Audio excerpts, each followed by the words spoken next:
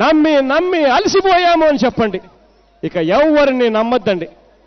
ప్రతి ఓటు మనమే తెచ్చుకుందాం. ప్రతి ఓటు వైఎస్ఆర్ కాంగ్రెస్ పార్టీకే పడేట్టుగా మనమంతా కూడా గ్రామాలలో చెప్పుకుందాం. 25కి 25 ఎంపీ స్థానాలు మొత్తం మనమే పెట్టుకుందాం. మనకే 25కి 25 ఎంపీ స్థానాలు మనమే తెచ్చుకున్న తర్వాత ఆ తర్వాత కేంద్రంలో ఎవరు ప్రధానమంత్రి కావాలనుకున్నా కూడా వాళ్ళకు మనం చెప్పేది ఒకటే, ఎప్పుడో చేస్తాము అనంటే మేము నమ్మం. నువ్వు సంతకం పెట్టు, ఆ తర్వాత మేము మద్దతు ఇస్తాము అని చెబుతాం.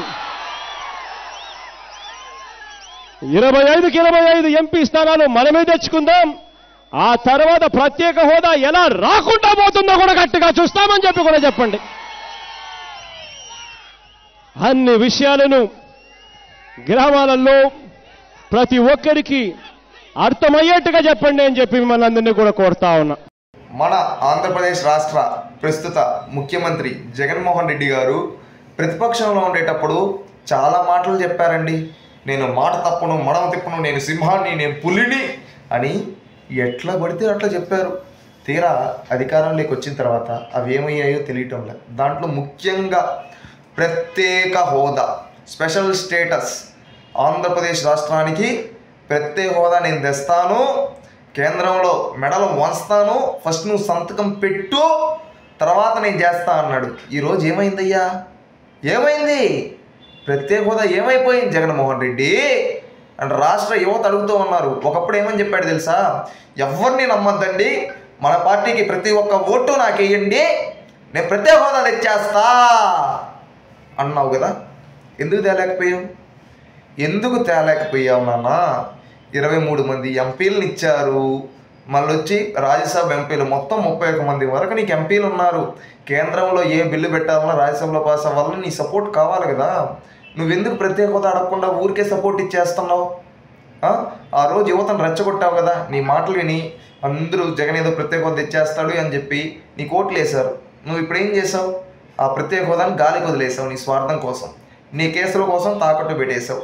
అవునా కాదా? నిజం చెప్పు. ఎందుకంటే నువ్వు ప్రత్యేక హోదా తెస్తా నీకు నిజంగా చిత్తశుద్ధి ఉంటే కేంద్రం పైన ఈ రోజు వరకు ఒక్కసారి కూడా ప్రెషర్ చేయాల. ఆ రోజు ప్రతిపక్షంలో ఉండేటప్పుడు పనికిరాని ఫేక్ రాజీనామాలు చేసావు.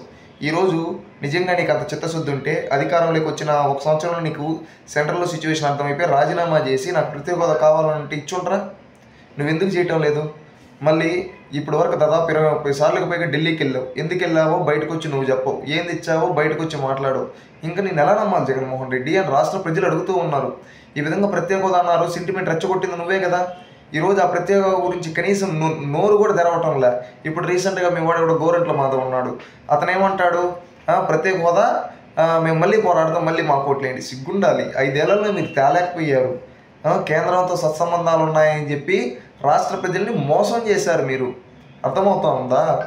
ఇకనైనా ఇలాంటి గాలి మాటలు చెప్పడం ఆపండి. ఇంకొకసారి ఇలాంటి మాటలు మాట్లాడి జనాలే మిమ్మల్ని తిరగబడతారు. ఇంకొకసారి మీకు చెప్పేది ఒకటే, జగన్మోహన్ రెడ్డి గారు ఆ రోజు ప్రత్యేక హోదా తెస్తామని ఈరోజు తేలేకపోయారు. అప్పుడు మీరు పులి అన్నారు. మీరు ప్రత్యేక హోదా తేలేదు కాబట్టి ఈరోజు మీరు పిల్లి అయిపోయారా? ఒకప్పుడు మాట తప్ప మడం తిప్పమన్నారు.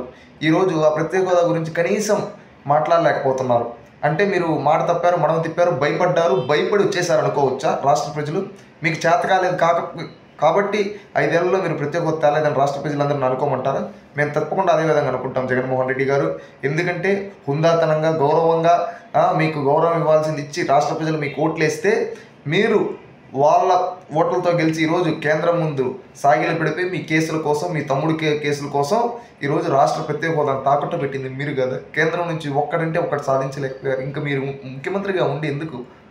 రాజీనామా చేసేయండి జగన్మోహన్ రెడ్డి గారు.